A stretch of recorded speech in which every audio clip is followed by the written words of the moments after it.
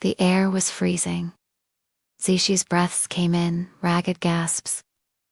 White fog rising from her lips. Her once flawless armor was cracked, her body trembling, but her eyes still burned with fury. Towering above her was Cocytus, the mighty undead warrior of Ainz. His every step a tremor, his every breath a whisper of death. Yet he hadn't moved for what felt like hours. Not because he was tired or holding back. He simply didn't see the need to rush. This wasn't a battle. It was an evaluation. Zishi had fought monsters, demigods, heretics, even other S-ranked adventurers. But never had she faced anything like this. Every blow she struck felt like slamming a dagger into a glacier. Ineffective and meaningless. Her magic-enhanced speed let her dodge. Just barely. But only barely. Each time Cocytus swung, the shockwaves alone sent her flying back. Her armor, already compromised, was now absorbing her magic as fast as she could cast it. And then he spoke, for the first time during this fight. "You are strong. But strength is not enough." With that, Cocytus raised his massive axe for the final blow. The ground beneath her feet shattered and cracked.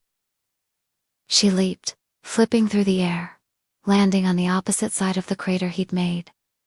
But her footing was unsteady. She stumbled. Cocytus raised his axe again. She knew the next blow would end it. She braced for the impact, but it never came. She looked up, just in time to see a portal open above Cocytus. A single figure stepped through, silencing the battlefield. Even the ice beneath their feet seemed to pause, as if time itself was holding its breath. Zishi dropped to one knee, not from respect, but exhaustion. Her armor was in tatters, her body aching, her magic spent. Blood dripped from her split lip. The newcomer floated down, calm and expressionless behind his skull mask. Ainz Gown, the supreme ruler of Nazarick, had arrived. He turned his glowing red gaze to Cocytus. "That will be enough," he said, his voice echoing with power. Cocytus inclined his head in acknowledgement, his mission complete. He turned to leave, disappearing into the swirling vortex of ice and snow. Ainz approached Zishi, stopping before her. She glared up at him, defiance burning in her eyes. "It's over," she said, her voice hoarse.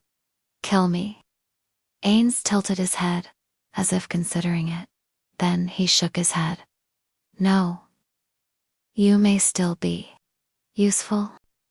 With a snap of his finger, Zishi vanished, leaving behind a faint echo of her presence. She found herself somewhere unknown, stripped of her armor, her weapons, even her memories of the fight. All she knew was the searing pain in her wounds and the icy grip of fear around her heart. Meanwhile, back at Nazarick, Cocytus reappeared, reporting his findings to the one true ruler. "Her name is Zishi," he said, his voice resonating with power. "An S-ranked adventurer, skilled and strong-willed, but reckless and arrogant. Her fighting style is fierce, bordering on..." Ainz nodded, his skeletal fingers drumming on the armrest. "Interesting. Perhaps she can be of use to us after all." He paused, a hint of amusement in his voice.